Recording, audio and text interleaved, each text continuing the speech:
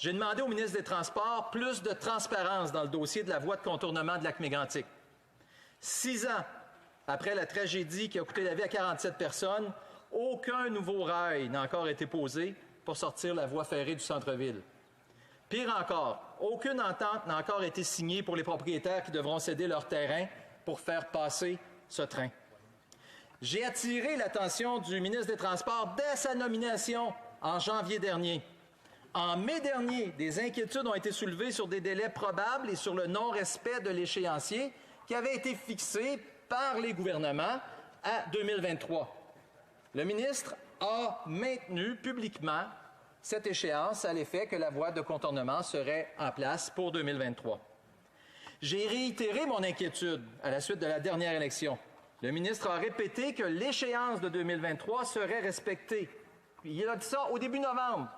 Peu de temps après, le président du Canadien Pacifique lui-même a mis en doute l'échéancier compte tenu de l'avancement actuel des travaux. Toujours pas de réponse, Madame la Présidente, à ma demande de rencontre.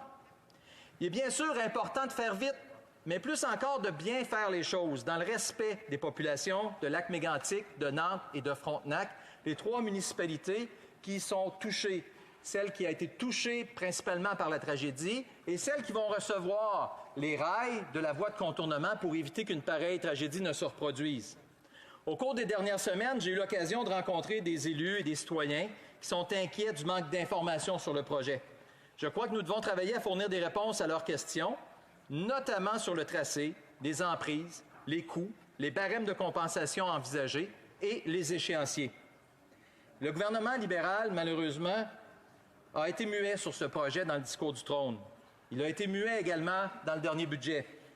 Il est essentiel, selon moi, de rendre publique l'entente convenue entre le gouvernement et le Canadien Pacifique sur les étapes à franchir pour réaliser le projet de la voie de contournement.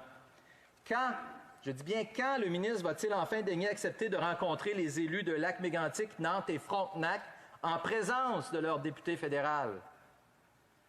Je cite la publication Facebook du nouveau maire de Nantes qui vient tout juste d'être élu. J'ouvre les guillemets. Comme il est difficile de parler ou de rencontrer le politique ou même un fonctionnaire, lorsque ce sera possible, nous le ferons tous les 3. Fermez les guillemets. Un peu plus loin, dans la même citation, dans la même publication Facebook, il dit « Nous avons eu une convocation téléphonique pour une rencontre le vendredi, soit avec 24 heures d'avis, nous avons refusé. Des dates de disponibilité ont été transmises à M. Lukowski et nous sommes toujours en attente d'un retour. Nous souhaitons avoir l'heure juste dans ce dossier et réponse à nos multiples questions. » Fin de la citation, Madame la Présidente.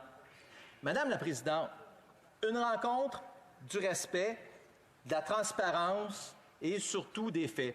C'est tout ce que les élus de Lac-Mégantic, Nantes et Frontenac demandent au gouvernement dans le dossier de la voie de contournement de Lac-Mégantic.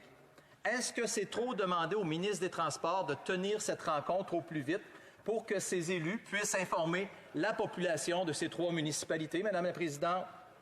Est-ce que le ministre des Transports va accepter ma demande de nous rencontrer afin de donner l'heure juste aux citoyens, Madame la Présidente?